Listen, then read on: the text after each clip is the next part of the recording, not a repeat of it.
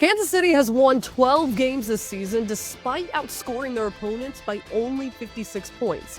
There are just two other teams in NFL history to do so who have won at least 12 of their 13 first games with a scoring margin of less than 100. So the Chiefs just continue to find ways to write themselves into history. Do they keep the small margin of victory going this weekend in Cleveland? The Browns are another 3-win team, so hey, why not?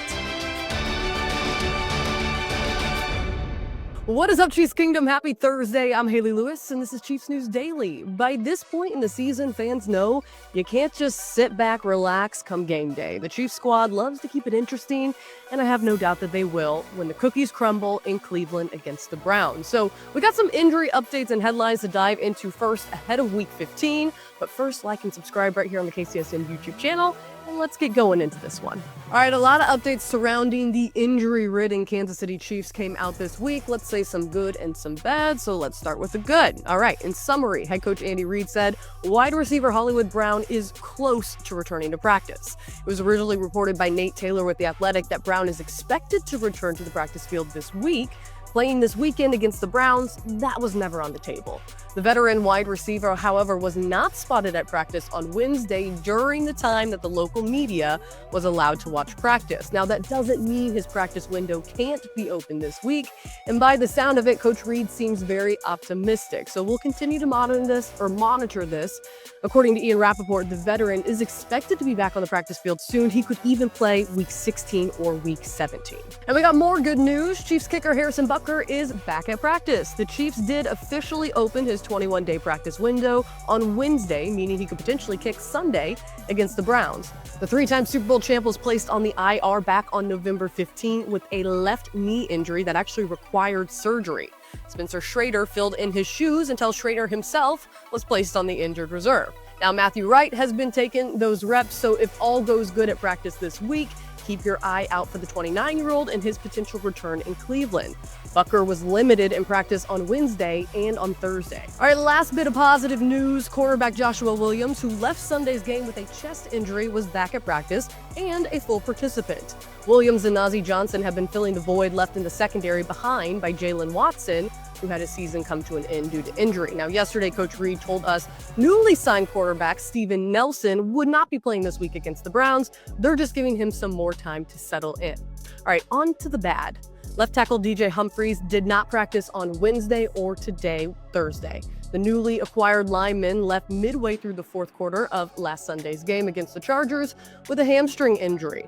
Now, on Monday, Coach Reid told reporters he would get an MRI.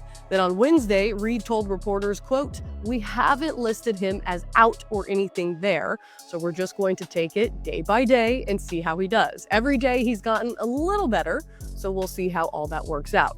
Now, Wanya Morris entered the game to fill the void last week and would likely do the same against the Browns if Humphries is unable to go. Other offensive line injuries that we got to note. Right tackle Juwan Taylor was limited on practice on Wednesday, but a full participant today, dealing with a knee injury. This is the same injury that was nagging the starter in Week 14. Now, Taylor did play through the entirety of the game against the Chargers.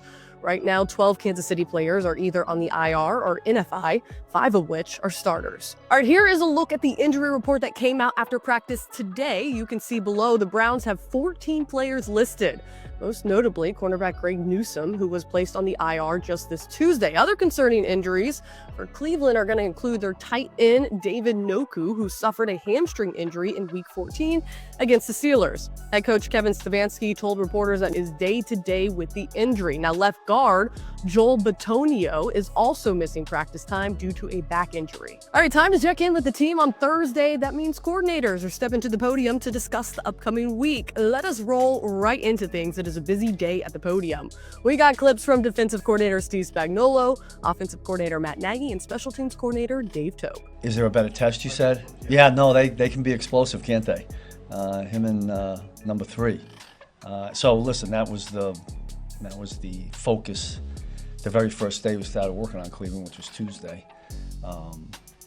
And we got to eliminate. If that happens, it makes it a little bit tougher for us, and it'll certainly open up things for them. But let's see if we can't find a way to eliminate those. The turnover has been one thing that if you were saying, what would you like to change the most, it would be to jack up the turnovers. And we always say that catch the ones they throw to you.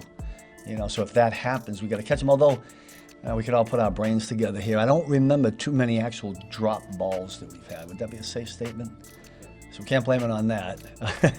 Maybe we got to get our eyes back and, cover a little tighter and try to get some. But, whether it's a forced fumble, a sack fumble, an interception, we all know the difference that makes in a win or loss. And we haven't had as many as we would like. And what I'm hoping for is that we're saving them all up. He's really maturing and growing as a quarterback. We went through this, all of us here, these discussions and how we were last year. We talked about even at times with our defense, how they were and what was going on offense that you've heard him talk about, as crazy as it sounds, that sometimes in some possessions, some games, playing smart with the football, and if you punt the football for field position, that's okay. We don't want that, but what that is growth for him as a quarterback. And I think like now you look at if it's for us, if we have to check a few down here or there, his mentality is not changing. Don't get that part twisted. Like he's still trying to go downfield. If they're not going to give it to him, grow as a quarterback and don't throw 30 interceptions. And he's done a great job with that. But trusting where to go with football and really not trying to make if they do a good job on defense, don't make a bad play worse, and balancing trying to do something, because what we've all seen from Pat is the really crazy plays that not many people can do. He does it. It's one of those deals where you say, no, yes. That's what he does a lot.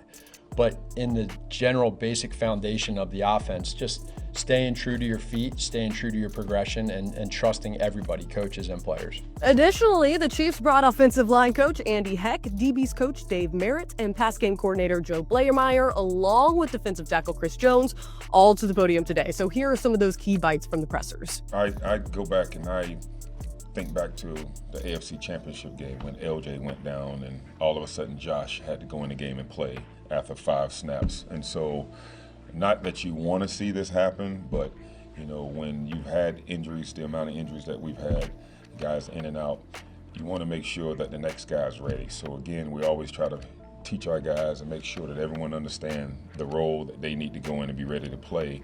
And with that comes a lot of responsibility on the players to make sure they know what they're doing when the defense is called. So, but it's not easy. You wish everyone would stay healthy. I'm quite sure all the other 30-plus teams would want the same thing. But once you have an injury, you have to be able to overcome it. And hopefully your next guy is ready to go, because everyone's a starter when you're in the room. Yeah, I was really encouraged by what I saw from him. I mean, really pretty good with his hand use, which after, such a long extended period without a lot of practice, that came back to him quickly. He's a veteran. He's played a lot of football, so some of that muscle memory kicked in. His sets, I thought, improved as the game went on, so I was really encouraged by that. Some of the situational downs, third down especially, there's a difference between, and I've said this before, there's a difference between what he has and what he has to do. So on third down, if he has a route, on first and second down, you got to run that route at the right depth, be in the right spot. On third down, we got to move the chains. And so you have the route. You have to run the same route at the right depth. But then at the end of the day, we got to move the chains and we got to get the first down. And he's kind of been able to separate, and it's a very small, just a subtle difference, but he's been able to show up in those downs and distance and move the chains. And that's a hard thing to do as a rookie, because it shifts within the game on kind of how you run those routes. But on those third downs that he's converting, you're seeing some of the, he's running his route and then he's making a play. Jameis Winston, heck of a quarterback, can make all the big throws, streaky, tough, competitive. It's a competitive Browns team. We're gonna get the best effort. Yeah. All right, for a couple of players on Sunday, it's going to be a little bit of a reunion. Chiefs running back Kareem Hunt is going to face his old team, while Cleveland safety Juan Thornhill is going to take on the team that drafted him and helped him get 2 rings. Take a listen to Browns running back Nick Chubb, former teammate of Kareem, sharing his thoughts on the reunion. I was excited for him, for sure.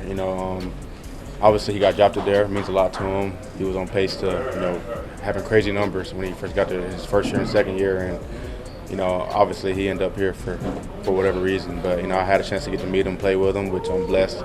He's more than teammates, a brother to me. So to see him get to go back. And he always expressed how much Kansas City meant to him. So to see him go back there and have success, I know that's what he's always dreamed of. So I'm super proud of him, happy for him, happy to see him on Sunday.